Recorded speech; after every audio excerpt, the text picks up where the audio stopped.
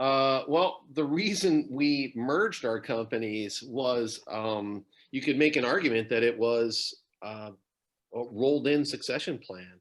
It was in order to create an organization that we felt had one value and legs, something that could go on into the future that would not just terminate when Eric or I both decided to leave, that we felt we needed the critical mass of joining our organizations and the wherewithal that would give us in order to grow strong enough in the coming decades so that the company could go on. So effectively, it was in itself a succession plan.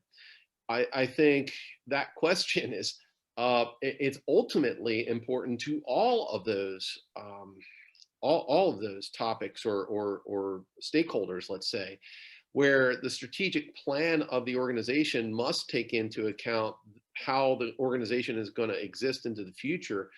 You can a strategic plan takes some time to execute, and it's not something that you do a year to year or month to month. This is something that's an overriding plan that you look into the future and you're making iterations of it as you go. And it makes sense when you look at it in the rearview mirror. Sometimes it doesn't always make sense when you're looking forward.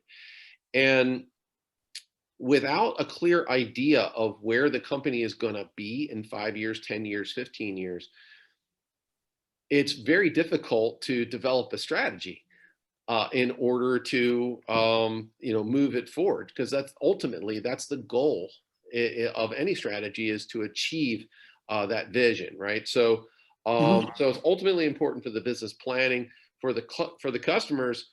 They're all wanting to know that we're going to be around. That's one of our major marketing messages right now, is that, hey, we brought our companies together. We are blending our companies and making ourselves a better vendor for you so that we're around a really long time.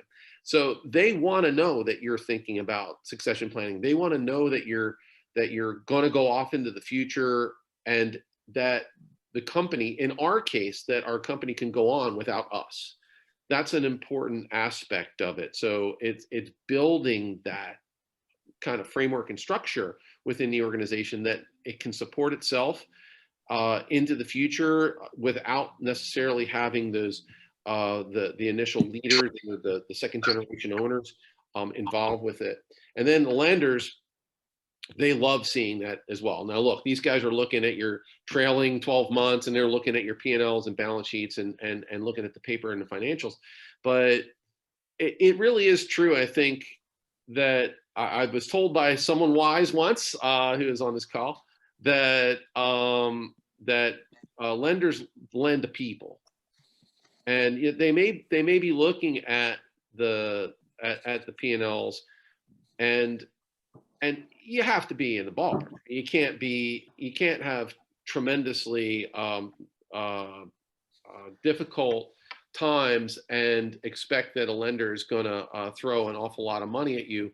But when you if you can lay out a strategy that is if you can lay out a strategy for them, showing how you're going to execute on this strategy and ensure that the business is going to be around, that they are much more apt to work with you even through some more difficult times. So it gives you a lot more flexibility, because they don't have to just base their decisions on whether, how you did last year or how you did last month.